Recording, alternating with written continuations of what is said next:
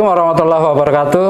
Salam sehat Tribuners. Kembali lagi berjumpa bersama kami dalam program The Yellow Jacket. The Yellow Jacket kali ini akan bincang-bincang tentang pemilihan rektor UI yang momennya memang momen spesial karena akan dilakukan dalam 5 tahun sekali. Di samping kami ada Sekretaris Pansus Pilrek MWA UI, Ibu Tika Anggraini. Sehat, Mbak? Sehat. Aduh, manggil Mbak aja ya? Boleh. Nah, di samping saya nih, yang masih muda, Ketua Tim Penjaringan dan Penyaringan Calon Rektor UI, Profesor Sigit. Ya, Sehat, Pak? Alhamdulillah. Manggilnya Prof apa Abang? Mas aja. Oh, Mas. Iya, sama kayak saya, Mas. Ngobrol-ngobrol nih, santai aja ya. Ya. Mbak Tika, Yes. ini kan momen spesial ya, momen penting untuk menentukan masa depan UI. Nah, sebagai Pansus Pinrek, ini bagaimana Pansus Pinrek ini memilih tim penjaringan dan penyaringan calon rektor UI sehingga nanti dihasilkan rektor yang memang diharapkan oleh Civitas ya. Oke. Jadi memang ada beberapa tahapan dalam proses pencarian rektor. Oke. Tagline besar kita adalah UI mencari rektor. UI mencari rektor. UI mencari rektor. Rektornya nggak hilang. Pasti ada, tapi kita perlu mengidentifikasi rektor-rektor yang potensial untuk memimpin UI 5 tahun ke depan. Jadi tahapan yang pertama adalah dari MWA. Itu baru terpilih sekitar bulan Maret 2024. Lalu kami membagi diri, membentuk panitia khusus. Ada panitia khusus yang bertugas untuk membuat kebijakan umum UI 5 tahun ke depan. Ini adalah modal para calon rektor nanti kalau mau bikin makalah atau visi misi. Lalu ada pansus yang menilai rektor yang sekarang, evaluasi kinerja (FKIN), dan yang terakhir adalah pansus pemilihan rektor. Pansus pemilihan rektor ini terdiri dari 7 orang. Di situ ada unsur dosen, ada unsur mahasiswa, ada unsur tenaga kependidikan, dan ada unsur masyarakat. Kebetulan saya dari unsur tenaga kependidikan atau karyawan istilahnya. Nah, dipimpin oleh Profesor Bambang Wibawarta. Beliau adalah wakil dosen, dan saya diminta untuk menjadi sekretaris membantu beliau. Karena kami cuma bertujuh. Sementara tahapan memilih rektor ini tentu saja nggak bisa sembarangan, ya. 7 orang. Jadi tim 7 nih? Tim 7. The Magnificent Seven. Luar biasa. Nah, kami diamanahkan dalam peraturan MWA bisa membentuk tim yang namanya P3CR. Membantu untuk menjaring dan menyaring. Karena memang harus diakui bahwa mencari calon-calon potensial rektor ini yang susah. Dari berapa sekarang Indonesia itu warga negaranya 300 juta lebih kan? Ya, pasti ada dong banyak sekali orang-orang yang potensial untuk memimpin UI. Pasti dong. Dari masyarakat umum, dari tokoh-tokoh industri, dari akademisi internal UI atau akademisi luar UI, atau bahkan diaspora yang saat ini sedang bekerja di luar Indonesia. Kayak pemain timnas ya? Benar kan? Bisa juga tuh naturalisasi. Kalau orang bilang rektor asing, kita rektor naturalisasi kan, bisa dibuka pintunya ke arah situ. Jadi dibentuklah waktu itu kita membuka pendaftaran P3CR, penjaringan dan penyaringan calon rektor. Kita membuka untuk umum. Sama seperti MWA, ada unsur-unsurnya. Ada yang mewakili dosen, ada yang mewakili tendik, ada yang mewakili mahasiswa, dan ada yang mewakili masyarakat atau alumni. Itu bisa masyarakat, bisa yang alumni juga, boleh juga yang bukan alumni. Dari waktu itu kita buka pendaftaran sekitar 2 minggu ya, Prof ya. 2 minggu, 84 orang mendaftar. Kita seleksi jadi terpilih 13 orang. 13 orang? 13 orang inilah yang menjadi tim P3CR. Jadi bukan main-main nih? Bukan main-main. Ini baru milih orang yang akan mencari rektor. Itu sudah luar biasa sulit. Menjaring itu jadi 13 orang dan diketuai oleh Prof Sigit ini. Nah, ini kan Prof Sigit sudah jadi ketua nih. Boleh tahu nggak sih bocorannya kenapa sih Prof Sigit yang terpilih menjadi ketua? Pertama, unsur yang paling banyak adalah unsur dosen. Unsur dosen itu ada 6 orang. Oke. 7, maaf, ya? maaf saya salah. Ada 7. Tendik ada 2, mahasiswa ada 2, alumni ada 2. Oke. Jadi mewakili mayoritas. Lalu kenapa Prof Sigit yang terpilih? Dibuka aja deh, nilainya yang paling bagus. Jangan-jangan Prof Sigit kayak pemain apa yang di tim-tim itu di klub pencari bakat nih. Jadi tahu nih mana yang waduh, yang pantas, yang layak kayaknya.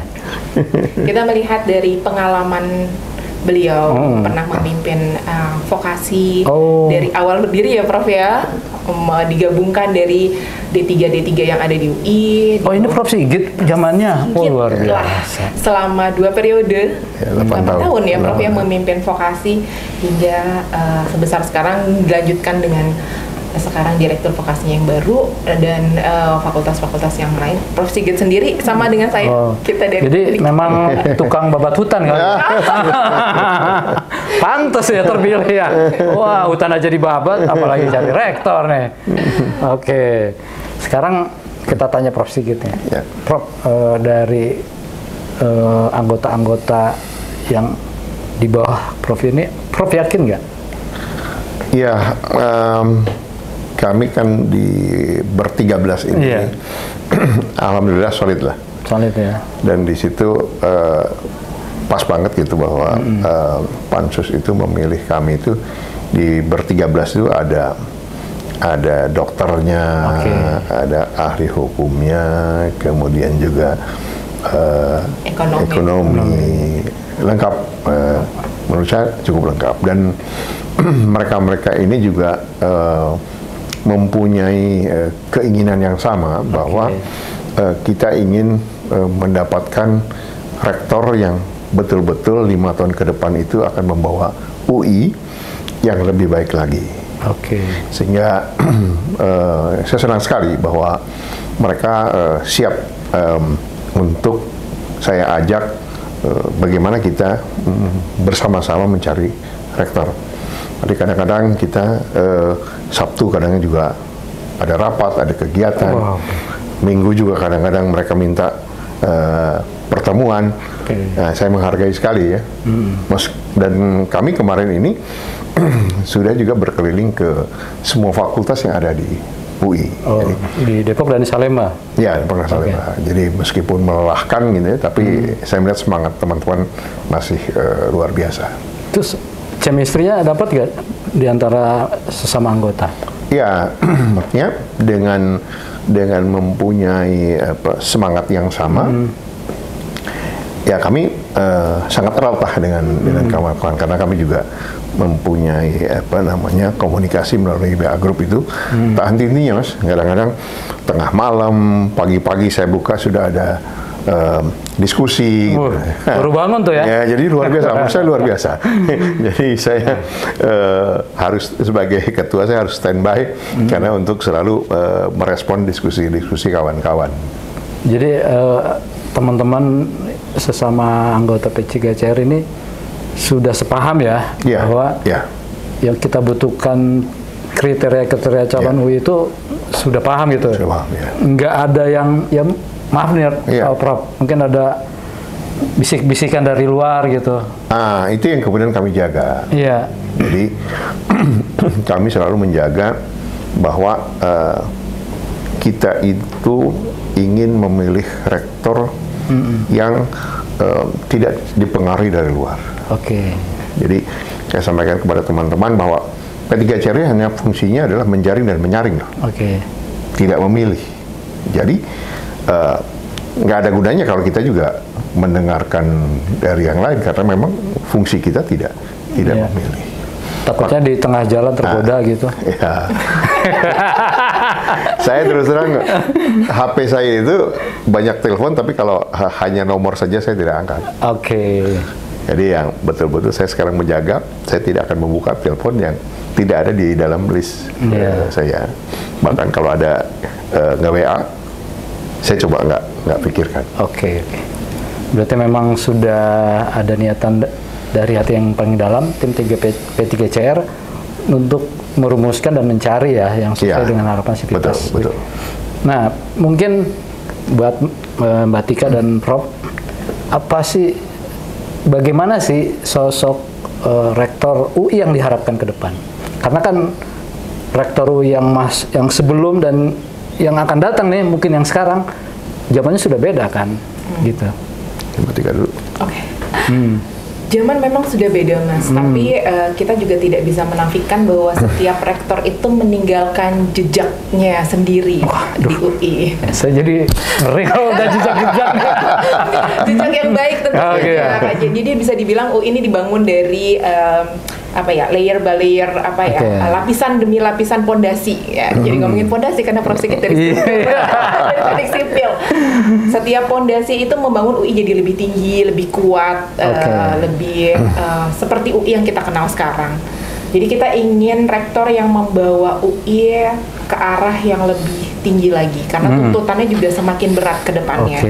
Ada berbagai banyak masalah yang saat ini dihadapi di dunia pendidikan dan semakin lama akan semakin keras dan berat gitu. Persaingan bukan hanya dari sesama universitas dalam negeri, tapi juga kita udah bermainnya di level internasional. Iya, dari dulu sudah dari sejak zamannya Prof Gumilar ya. Kalau tidak salah sebagai rektor dicanangkan UI itu tinggal landas. Oh gitu ya. Dulu Prof Gumilar sempat memberikan pesawat UI ke setiap dekan-dekan fakultas. Harapannya adalah ayo kita bersiap tinggal landas. Kita sekarang mainnya ke dunia internasional. Jadi ke arah situ. Jadi memang sekarang rankingan yang kita bidik adalah rankingan internasional. Tahun ini Prof Ari Kuncoro berhasil membawa UI ke 206 dunia berdasarkan QS World. Nah, rektor berikutnya bisa bawa kita ke berapa? Jadi ini yang dilihat tadi kan disabatkan rekam jejak. Rekam jejak baik di UI mungkin kalau yang calonnya dari UI, yang dari luar mungkin rekam jejaknya di luar. Apa yang menjadi poin penting dari rekam jejak itu? Integritas ya. Komitmennya. Tanggung jawab dan visi untuk membawa UI ke depannya seperti apa? Kan setahu saya UI itu menuju entrepreneurship ya. Entrepreneur University. Ya, Entrepreneur University, maklum. Bukan orang Prancis saya. Jadi itu gimana tuh? Jadi mungkin kita pahami dulu semangat entrepreneurnya UI itu apa. Bukan artinya lulus dari UI terus semuanya bisa bikin perusahaan sendiri. Gitu. Tapi adalah bagaimana kita bisa menerapkan jiwa ke-entrepreneuran, artinya punya inisiatif, punya motivasi untuk pengembangan diri, untuk bisa lebih maju, itu ada di semua lapisan sivitas akademika. Apakah itu dosen, apakah itu pemimpin kita, apakah itu tendik, apakah itu mahasiswa. Nah, itu sebenarnya. Nah, UI ke arah entrepreneur, mungkin Prof Sigit nanti bisa bantu saya jawab yang biasa lapisan manajemen nih gitu. Kalau saya menjelaskannya sampai situ dulu. Prof Sigit bisa. Prof Sigit. Ya, kami sudah datang ke 17 fakultas yang ada di UI. Jadi di samping kami P3CR menggairahkan kawan-kawan untuk bisa mencalonkan diri menjadi rektor. Namun juga kami mencoba menjaring juga masukan-masukan atau harapan dari sivitas akademika UI, baik dosen, tenaga pendidikan maupun mahasiswa. Memang banyak harapan dari kawan-kawan ini bagaimana UI ke depan, karena tantangan internal pun tidak mudah untuk bisa menggerakkan UI. Seperti misalnya, ya sebagian besar harapan bagaimana UI ini kita bisa lebih sejahtera misalnya. Kemudian yang kedua tadi seperti Mbak Tika sampaikan, bagaimana ranking UI semakin bagus lagi tuntutan dari pemerintah. Namun di sisi lain kan semua itu kan butuh biaya. Nah, di sisi lain butuh UKT nggak boleh naik. Turun malah ya kan? Bagaimana? Nah ini kan dua hal yang bertolak belakang. Ya harus bagaimana rektor ini ke depan bisa mengatasi hal yang seperti itu gitu ya. Kalau yang biasa-biasa aja Ya nggak usah repot-repot nyari rektor. Iya, betul. Tapi justru ini bagaimana nih memanage UI seperti itu. Ya memang tidak mudah ya, tidak mudah. Contoh misalnya kalau kita meniru di negara lain ya, yang sudah mapan, misalnya mereka punya endowment fund misalnya. Lalu bagaimana kerjasama dengan industri, bagaimana kita juga misalnya dengan perguruan tinggi yang di luar negeri misalnya. Sehingga fungsi rektor itu benar-benar menjadi seorang yang entrepreneur yang keluar juga gitu. Bagaimana dia mencari kawan untuk bisa membantu UI, karena kalau dengan biaya misalnya dari biaya dari mahasiswa nggak cukup ya. Nggak cukup. Karena misalnya seperti biaya penelitian untuk mencapai ranking tadi bukan hal yang mudah, bukan hal yang murah. Tapi itu kemudian bagaimana bisa membuat suatu kerjasama yang menghasilkan penelitian yang dapat digunakan, penelitian yang juga bisa dibiayai oleh partner industri tadi. Sehingga untuk kegiatan yang penelitian semacam itu tidak mengandalkan dana dari mahasiswa. Gitu. Karena dari sejak lama sebetulnya yang mungkin juga tidak pernah terdengar oleh publik ya. Saya pernah 9 tahun menjadi ketua panitia BOP berkeadilan. Ya, biaya pendidikan crop subsidi antara yang mampu dengan yang tidak mampu. Jadi sebelum dicanangkan oleh pemerintah diminta, UI itu sudah lama bahwa yang 0 rupiah itu 20% dari populasi mahasiswa. Ada ya 20%? Saya ketuanya Pak, saya ketuanya. Saya ketuanya waktu itu. Jadi kita semua fakultas kita kumpulkan, kita minta datanya mahasiswa. Saya bilang kalau emang nggak mampu, nggak bisa. Bahkan di beberapa fakultas kita mereka membantu mencarikan asrama, kemudian beasiswa. Nah ini juga kita carikan beasiswa ke industri. Siapa nih yang mau membantu?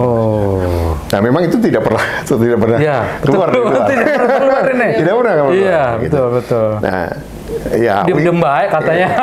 Kan katanya UI nggak boleh sombong. Gitu ya. Jadi makanya rektor UI selalu mengatakan bahwa jangan takut masuk UI. Kita akan cari, betul-betul kita akan cari. Pengalaman pribadi saya ada orang tuanya tukang beca, Mas. Tukang beca. Bahkan becanya ketabrak. Masya Allah. Kita akhirnya dari kemahasiswaan. Kehidupannya hilang berarti ya? Akhirnya dari direktur kemahasiswaan beliin beca. Nggak enak sudah mau diceritakan ya. Waduh, ini humanis banget nih. Jadi memang hal-hal yang kayak gini mungkin sivitas di luar UI harus tahu juga nih. Soalnya kan kemarin kan lagi rame tuh kan. Apalagi ada yang bilang, aduh saya takut masuk UI katanya gitu. Padahal enggak loh. Jadi memang kalau di UI sudah lama sebetulnya bahwa kita memang ada kelas yang non subsidi, artinya dengan biaya yang memang seharusnya segitu.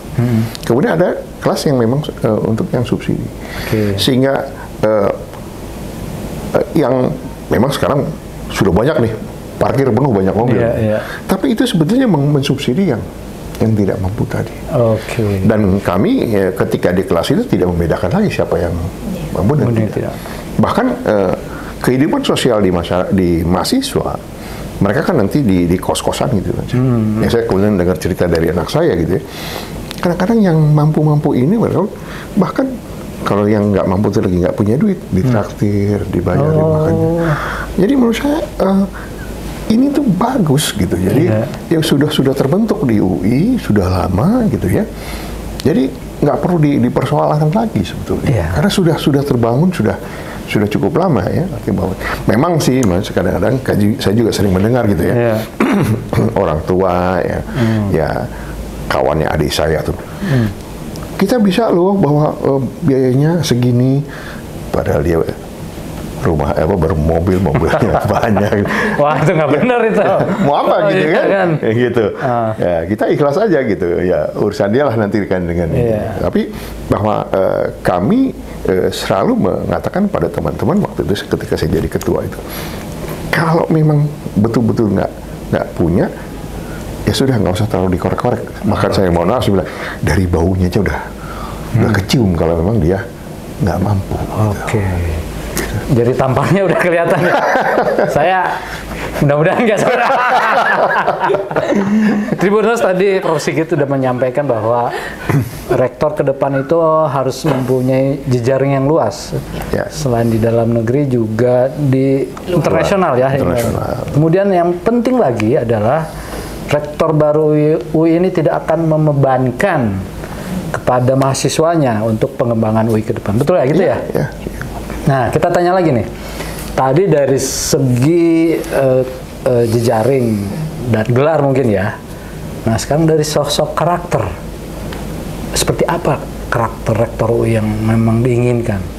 Mungkin dari Mbak Tika dulu nih nanti. Tadi sempat kejawab sih. Oh, sempat ya? Berintegritas tinggi. Karakter. Karakter itu. Misalnya orangnya tegas, harus humoris gitu. Gitu. Ada di saya nanti. Oh, di saya.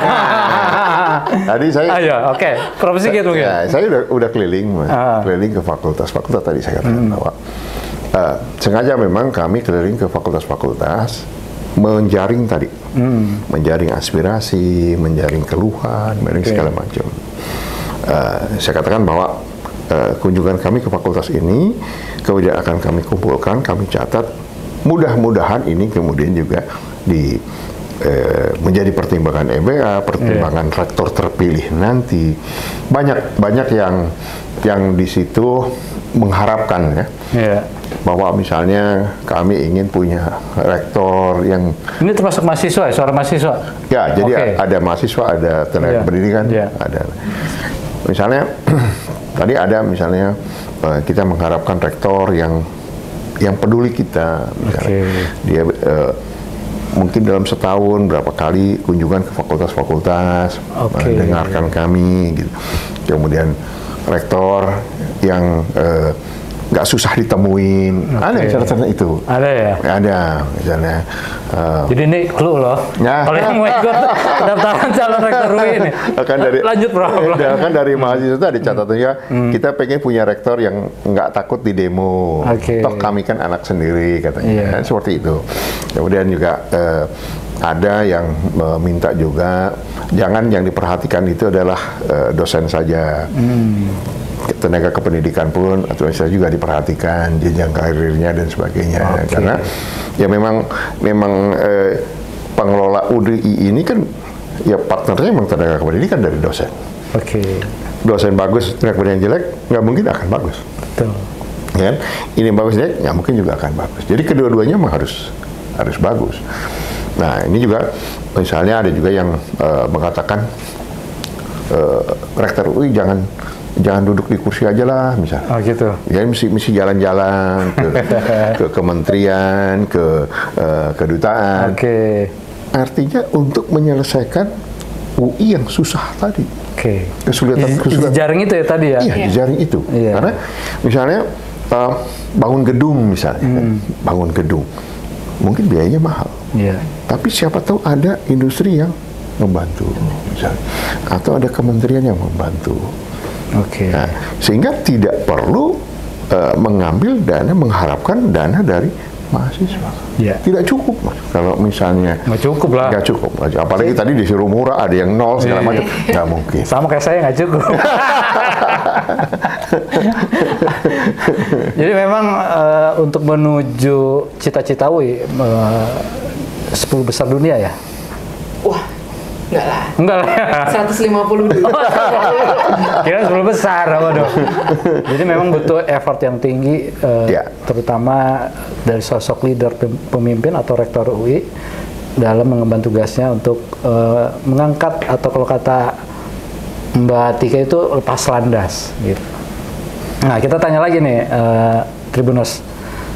Tadi sudah disebutkan apa yang diingin. Ada nggak sih yang ingin bilang, saya pengen rektor yang humoris dong, jadi nggak galak-galak sama mahasiswa atau sama ini. Ada nggak sih yang berkeinginan kayak gitu? Ya dari suara mahasiswa ada. Oh, ada. Suara mahasiswa ada. Artinya tadi kan rektor yang mudah ditemui, kemudian tidak takut di demo. Jadi ya seperti komunikasi anak dan ayah lah kira-kira seperti yang diharapkan. Atau ibu, Prof. Ibu, ya. Ibu ya. Ini nih. Wah, saya sih agak ragu nih kalau ibu, soalnya. Kalau di UI ada nggak sih rektor yang perempuan gitu? Belum. Sampai saat ini belum ada. Belum ada ya? Belum. Makanya kami mengundang mungkin Tribuners yang wanita punya kemampuan. Yang tadi sudah disampaikan Prof. Sigit. Makanya sekarang di poster UI mencari rektor. Iya. Posternya ada 2 ya, Prof ya, sosoknya, laki-laki dan perempuan. Kayaknya sih kalau saya lihat dari realita ya, kenyataan, kayaknya perempuan. Perempuan itu multitasking. Beda dengan laki-laki. Mudah-mudahan. Mbak Tika mesti. Jadi ke saya. Tapi memang ada sebuah fenomena baru mungkin kalau nanti ada yang terpilih dari wanita ya menjadi rektor ya. Dan mungkin satu-satunya kali ya. Yang pertama. Yang pertama ya. Jangan bilang satu-satunya. Oh belum ada. Takutnya kayaknya belum ada deh. Belum ada. Belum ada. Iya. Yang udah tuh ITB, UGM sudah. 4. Ya. UI belum. Belum ya. Belum. Oke. Jadi yang ingin memajukan UI jangan gelar jabatan loh. Yang ingin memajukan UI sesuai dengan amanahnya silahkan daftar. Prof. Sigit dengan Mbak Tika. Nanti kan yang mau mendaftar itu kemana aja salurannya? Ya, jadi kita sudah menyiapkan pemilihan rektor .ui.ac.id. Nah, di situ silakan yang cuma ada syaratnya ya. Syaratnya itu adalah yang berpendidikan doktor. Doktor ya? Ya. Doktor bukan ya? doktor honoris causa. Oh, bukan honoris causa ya? Aduh, ya. Tadinya mau daftar. Berpendidikan doktor. Gitu. Jadi berpendidikan doktor, baik itu dari lulusan dalam negeri maupun dari luar negeri. Kami sangat terbuka. Di situ pun kami membuka tidak hanya, memang banyak pertanyaan.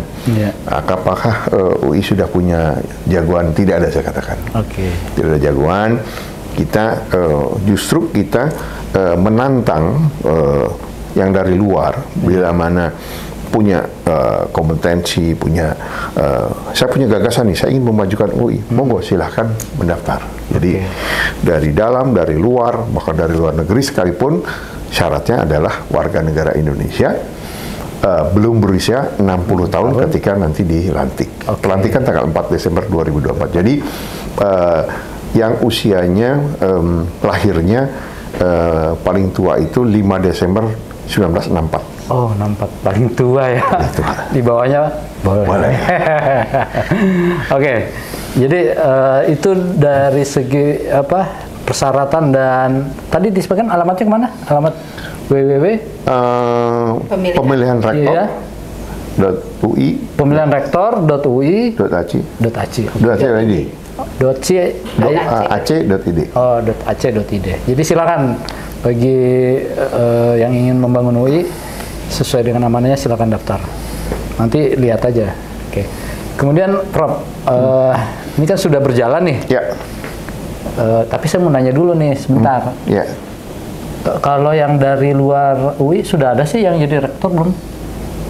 Dari luar UI? Ya, jadi selama UI ini berdiri ya, sebetulnya pernah sekali itu kita dipimpin oleh rektor ya, dari ITB.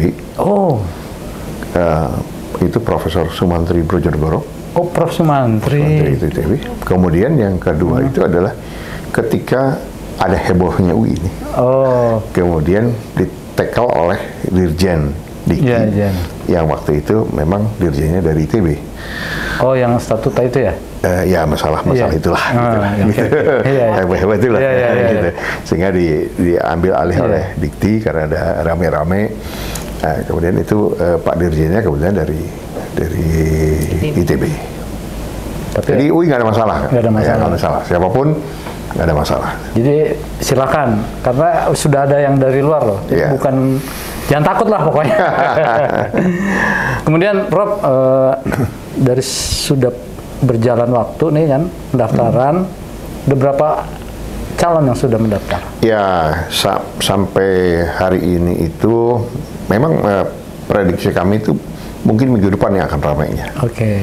Apa ini masih yang mendaftar itu saya lihat masih ada wait and see mungkin ya. Masih ada baru sampai 7 orang ya. 7 orang, ada dari ITB, dari UNER, ada dari Unsri. Oke. Gitu. Ya mudah-mudahan nanti nambah lagi. Mudah-mudahan. Kalau yang mendaftar itu belum bisa dipaparin ya? Maksudnya diperlihatkan? Belum. Belum bisa ya? Ya. Karena belum melengkapi berkas juga. Oh. Dan nanti serentak ya? Kita akan diumumkan ya? Ya. Nah, nanti ada juga pendapat publik ya. Ada asupan publik. Oke. Gitu. Dari sekian calon, bocoran. Bukan bocor halus, bocor beneran. Yang sesuai dengan kriteria udah ada belum? Jadi sementara ini kan kami P3CR kan menjaring dan menyaring. Sehingga yang kami perhatikan itu jangan sampai nanti yang mendaftar itu misalnya persyaratannya tidak terpenuhi. Oke, administrasinya dalam arti, nah, misalnya, ada KTP-nya salah ngirim, bisa aja kan, dikirim ternyata KTP istrinya misalnya, nggak sadar karena buru-buru, nah itu kami ingatkan Pak. Aduh, ingatkan. Istri takut nih. Tolong dong misalnya diganti ininya karena Anda salah. Tapi kita tidak P3CR tidak melihat kontennya. Oke, gitu. Jadi biarkan aja dulu, gitu. Nanti kan ada tim PMBA yang akan memeriksa itu. Jadi P3CR kami tidak mengomentari itu. Yang kami lihat itu adalah lengkap nggak datanya. Misalnya ada juga yang dia belum mengisi formulir untuk pemeriksaan kesehatan misalnya. Karena dia bukan di Jakarta, boleh nggak saya meriksa di kota saya misalnya. Nah, kami P3CR membantu nanti, rumah sakit mana nih yang akan dituju yang dekat dengan tempat tinggal dia. Nah, nanti panitia menyampaikan yang harus diperiksa ini adalah ini dengan rumah sakit yang akan dituju itu. Jadi kita harapkan yang sudah masuk nanti kami kan diminta untuk minimal 20 nih. Oh, targetnya minimal 20 ya? Nah, kita berharap yang 20 ini betul-betul bersih semuanya. Tinggal nanti ketentuan dari penilaian tadi. Gitu. Jadi kalau ditanya, ya P3CR memang tidak punya fungsi untuk itu. Berarti matikan nih. Gitu. Tapi belum waktunya. Karena belum kami serahkan. Iya. Nanti ya. Oke. Mbak Tika, nanti setelah diserahkan dari P3CR, apa yang dilakukan Pansus Finrek? Jadi P3CR punya tugas menjaring dan menyaring minimal 20. 20, oke. Tapi kalau tidak sampai 20, ya nggak apa-apa. Oh gitu. Kami memberikan perpanjangan waktu ya, Prof. Sigit. Oh gitu ya. 1 minggu untuk menjaring tambahan. Setelah itu berapapun yang masuk diserahkan ke MWA. Tentu saja setelah melalui asupan publik Prof. Sigit ya. Nah, nanti MWA kita bertugas mengerucutkan, di Pansus mengerucutkan dari 20 ke 7. 20 ke 7. Oke. 20 ke 7 ini bukan Pansus semua nih yang ngerjain, bukan MWA semua. Iya. Kan rektor UI, bukan rektor MWA. Jadi nggak mau nih sampai ada omongan rektornya MWA nih, rektor MWA yang milih gitu. Bukan, dari rektor kita bersama rektor UI. Jadi 20 ke 7 itu nanti ada beberapa asesmen di situ. Yang pertama kita akan menggunakan lembaga asesmen profesional untuk menilai. Ada independen ya? Ada independen tentu saja. Kepemimpinannya bagaimana, secara pribadi bagaimana, apakah dia cocok menjadi rektor atau tidak dengan itu. Jadi nanti ada asesmen tersendiri. Lalu kami juga akan meminta ke 20 bakal calon rektor ini untuk presentasi di depan organ-organ UI. Jadi di situ ada MWA, kemudian ada Senat Akademik, ada Dewan Guru Besar, perwakilannya tentu saja, dan tentu saja supaya benang merahnya masih nyambung, kami akan mengundang Prof. Sigit dari P3CR, karena kan yang jaring dan nyaring. Nah, ini hasil ayakannya P3CR, mari sama-sama kita dengarkan. Jadi kalau tadi Prof. Sigit bilang hanya mengecek administrasinya benar atau tidak, sesuai atau tidak, kemudian melihat asupan publik, nah kita mengundang kemudian Prof. Sigit untuk masih bergabung untuk asesmen publiknya, asesmen bersama lah, asesmen bersama. Di situ nanti baru para bakal calon rektor akan mempresentasikan program apa yang akan dibuat ya. Masih rahasia. Oh, masih rahasia. Nanti bocor nih, bukan bocor halus lagi, bocor. Wah, nggak boleh. Jadi yang boleh disampaikan bahwa mereka akan presentasi. Kemudian hasil dari review dari presentasi itu ditambah hasil dari asesmen dari lembaga asesmen profesional independen tadi akan menjadi modal untuk MWA mengerucutkan dari 20 ke 7.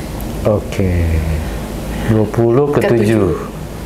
Tim 7. Nah, ini juga ada yang menarik, Mas. Jadi di dalam formulir yang harus disubmit di dalam sistem kami, itu para calon, bayangkan, harus bisa menampilkan diri 1 menit. Gitu. Presiden Wapres saja 2 menit. Ini 1 menit. Nah, cepat juga ya? Iya. Jadi bagaimana dalam 1 menit itu dia bisa menampilkan dirinya? Kenapa dia menjadi rektor? Keren. Saya aja belum tuh sanggup. Ini 1 menit lah. Berarti ini kalau lolos berarti cocok ya? Ya. Jadi memang itu terus terang Mas. Saya ditunjuk jadi ketua P3CR ini pekerjaan yang paling berat selama saya. Iya, tanggung jawabnya 5 tahun. Karena begini. Jadi kan kalau misalnya, mudah-mudahan sih tidak ya. Misalnya, rektornya ternyata begini. Dulu P3CR ini siapa? Jadi, saya bayangkan saya mimpin di vokasi 8 tahun, di Fakultas Teknik itu saya 9 tahun, jadi wakil dekan. Ini saya merasa paling secara ini saya paling berat. Saya paling berat karena tadi kan kita akan memilih rektor yang kita harapkan, dan itu harapan semua orang, apalagi setelah saya kunjungan ke 17 fakultas ya. Ini beneran nih. Makanya saya sampaikan ke teman-teman yang ber-13, kita serius nih. Karena 5 tahun ke depan ada juga di tangan kita yang berkontribusi untuk bagaimana nih calon rektor kita. Mudah-mudahan Prof tidak kebebanan ya. Karena beliau kan yang dan tim yang melakukan penjaringan ya. Maka itu kami selalu sampaikan kepada teman, kita lepas dari kepentingan ya. Jadi jangan dosen, apalagi profesor merasa profesor, yang tendik merasa tendik, yang mahasiswa ngerasa mahasiswa. Kami di dalam ber-13 itu dalam diskusi, saya mau memposisikan semua sama. Semua pendapat sama. Jadi kalau misalnya, tapi mereka harus punya fungsi masing-masing. Artinya yang mahasiswa juga dengerin dong aspirasi mahasiswa. Yang tendik dengerin dong aspirasi. Yang dosen dengerin dosen. Supaya apa? Ketika rektor nanti terpilih, itu adalah rektor kita. Jadi jangan saling menyalahkan. Jadi semua punya tanggung jawab. Makanya saya juga sampaikan ketika di fakultas, silakan Bapak Ibu sampaikan. Supaya nanti kita semua legowo. Oh, rektor, ya sudah, memang itu adalah rektor terbaik yang menjadi pilihan kita. Nanti kalau Prof Sigit itu hanya menyerahkan, yang memilihkan MWA. Jadi MWA loh. Jangan sampai gini juga Mas, misalnya ketika ada diberikan kesempatan masukan dari publik, kemudian publiknya tidak memanfaatkan, itu juga sayang. Betul. Jangan sampai misalnya, kenapa? Loh, kok ngomongnya sekarang? Kenapa nggak dulu memberikan informasi ke kami misalnya? Ini orang sebenarnya korupsi ini gini. Kalau memang ada informasi itu, kami P3CR akan melakukan pemeriksaan. Misalnya ke KPK, kalau misalnya cek and recheck ya? Iya, misalnya itu ternyata sebenarnya dia sakit ini. Kok nggak keterdeteksi? Nah, kita akan cek misalnya. Dia periksa di rumah sakit mana? Ini ada pendapat publik seperti ini. Tolong. Jadi Tribuners tim P3CR menerima masukan ya? Ya, sudah. Dan akan dirahasiakan loh? Ya. Tidak akan disampaikan dan informasi itu akan didalami, betul ya? Betul, betul. Sungguh. Jadi tidak akan tidak hanya ditampung. Ya. Dengan syarat menyertakan bukti ya. Ya, dengan syarat menyertakan bukti. Ya. Fitnah. Karena memang ini buat rektor bersama. Betul, betul. Sehingga informasi-informasi kecil, sekecil apapun sangat dibutuhkan oleh tim P3CR untuk melakukan penjaringan. Ya, karena begini juga, ini kan UI ya. Iya. UI. Kita juga berharap UI itu menjadi contoh lah, menjadi panutan. Beginilah cara mencari rektor. Oke. Tidak kita ada kepentingan-kepentingan yang masuk, kita jaga semua. Jadi ketika menjaga bagaimana kemurnian proses ini, saya juga mengharapkan pada yang di dalam maupun yang di luar lewat media juga kita harapkan membantu supaya kehidupan demokrasi di perguruan tinggi itu masih bisa ditegakkan. Oke. Sesuai dengan fungsinya UI dulu sebagai lokomotif guru bangsa. Guru bangsa ya. Gitu. Keren emang. Ya. Oke Tribuners, demikian bincang-bincang kita bersama Ketua P3CR UI, Prof. Sigit, dan Sekretaris Pansus Spirrek Ibu Tika Anggreni. Mbak Tika Anggreni. Kalau ibu ntar kesangka ini masih muda. Jangan kemana-mana, tetap di program Yellow Jacket. Assalamualaikum warahmatullahi wabarakatuh.